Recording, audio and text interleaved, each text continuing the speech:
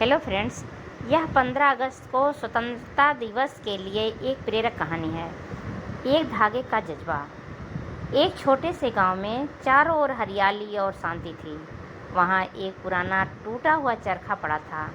यह चरखा भारत की आज़ादी से पहले का था और इसे गांव के सबसे बुजुर्ग व्यक्ति रामू दादा ने संभाल कर रखा था। रामू दादा हर साल 15 अगस्त को इस चरखे को साफ करते हैं और उसे देखते हुए एक ही बात दोहराते हैं, एक धागा में बहुत ताकत होती है। यह बात गांव के युवा अर्जुन को समझ नहीं आती थी। अर्जुन एक उत्साही और ऊर्जा से भरा हुआ लड़का था, लेकिन उसे लगता था कि एक छोटा सा धागा क्या कर सकता है। वह हमेशा बड़े बड़े सपने देखता था, जैसे कि शहर जाकर बड़ा आदमी बनना और अपने गांव से दूर चले जाना। इस साल 14 अगस्त की शाम को अर्जुन रामू दादा के पास गया। उसने पूछा, दादा, आप हर साल इस चरखे को क्यों देखते हैं?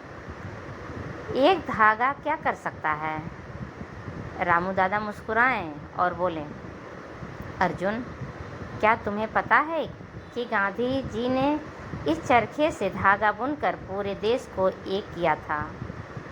उन्होंने इसी धागे से स्वराज का सपना दिखाया और लोगों को आत्मनिर्भर बनने की प्रेरणा दी। अर्जुन ने कहा, पर यह तो बहुत पुरानी बात है। आज के समय में इसकी क्या ज़रूरत है? रामू दादा ने उसे पास बिठाया और कहा, इस धागे में सिर्फ सूत नहीं है, इसमें संघर्ष की कहानी है। यह धागा हमें सिखाता है कि कोई भी काम छोटा नहीं होता। जिस तरह एक एक धागा मिलकर एक मजबूत कपड़ा बनता है, उसी तरह एक एक व्यक्ति की छोटी छोटी कोशिशें मिलकर एक मजबूत राष्ट्र का निर्माण करती हैं।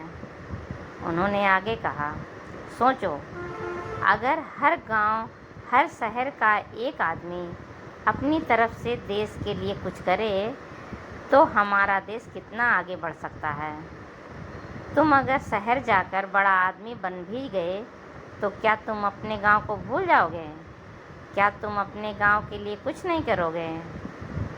रामू दादा की बातें अर्जुन के दिल को छू गईं। उसे समझ आ गया कि असली आज़ादी सिर्फ विदेशी शासकों से मुक्ति नहीं थी, बल्कि अपने देश के प्रति अपनी जिम्मेदारियों को समझना भी था। अगले दिन 15 अगस्त को जब तिरंगा फहराया जा रहा था, अर्जुन ने रामू दादा से कहा, दादा, मैं शहर जाऊंगा, लेकिन सिर्फ अपने लिए नहीं, बल्कि अपने गांव के लिए। मैं वहां से सीख कर आऊँगा और अपने गांव को भी आगे बढ़ाऊंगा। मैं भी उस धागे की तरह बनूंगा जो अकेला भले ही पतला हो, लेकिन जब सबका साथ मिले तो एक मजबूत कपड़ा बन जाता है।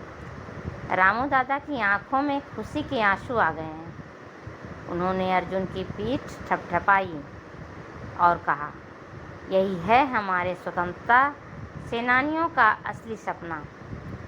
तुम भी इस देश की आज़ादी का एक मजबूत धागा हो। इस कहानी से हमें यह शिक्षा मिलती है कि हमारी छोटी छोटी कोशिशें भी देश के विकास में बहुत बड़ा योगदान दे सकती हैं। हमें अपने कर्तव्यों को समझना चाहिए और आत्मनिर्भरता की ओर कदम बढ़ाना चाहिए। Thank you friends. यह कहानी आप कैसी लगी कमेंट बॉक्स में ज़रूर बताइएगा और लाइक करिए और नए हों तो चैनल को सब्सक्राइब कर लीजिए।